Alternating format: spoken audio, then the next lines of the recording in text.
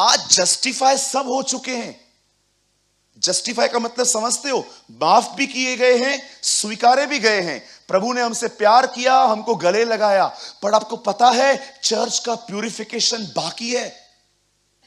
Purification का मतलब होता है मेरा गुनाह माफ हुआ है, लेकिन मेरे स्वभाव से पाप निकला नहीं है।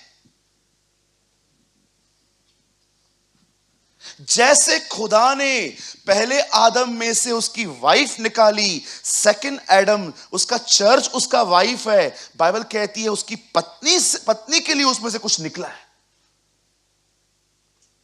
आप सदैव याद रखिएगा, अगर आपको मसीह जिंदगी में अगर आपने ये दो नियम नहीं समझे ना, आप कभी ग्रो नहीं कर पाएंगे। जब भी आप प्रभु के पास आएंगे ना, आप याद रखना पहले पहले उसका लहू आपके इंटायर पास्ट को एक सेकंड में माफ कर देगा। अब मैं माफ किया गया हूं, पर गंदगी मुझ में अभी भी बाकी है। वो कैसे निकलेगी? आप में से भी कुछ लोग जानते हैं, माफी पाने के बाद आपने अपने जीवन में दूसरे पापों का भी अंबार लगा दिया है। क्यों लगा दिया है? क्योंकि तुम जस्टिफाई हुए हो, प्यूरिफाई नहीं। आप माफ किए गए हैं, लेकिन अभी भी आपके स्वभाव में से वो निकला नहीं है। आपका स्वभाव वही है। Because you only understand the blood of Jesus, not the water.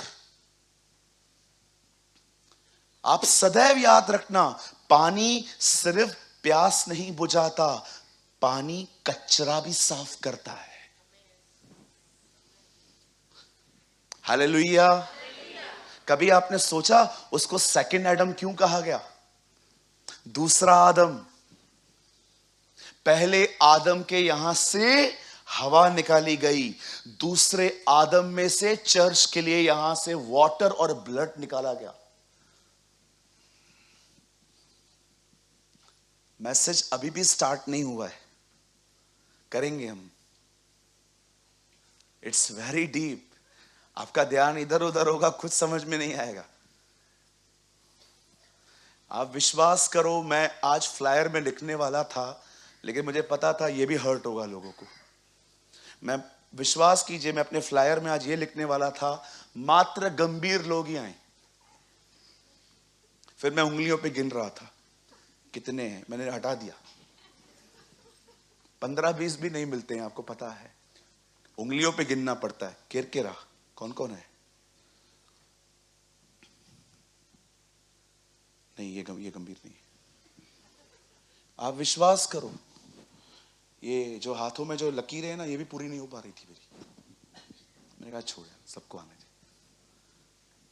आज सच कहता हूं, आज सबके लिए प्रीच करने का मन नहीं था।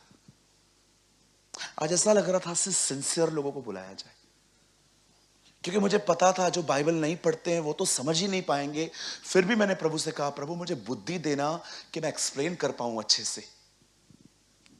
यहां देखिए, जब आप प्रभु यीशु मसीह को अपना प्रभु स्वीकारते हैं, जब आप ये कहते हैं खुदावंत मैं एक पापी हूं और मैं जानता हूं आप मेरे लिए मरे हैं, उसी समय बाइबल कहती है लहू हमें माफ करता है।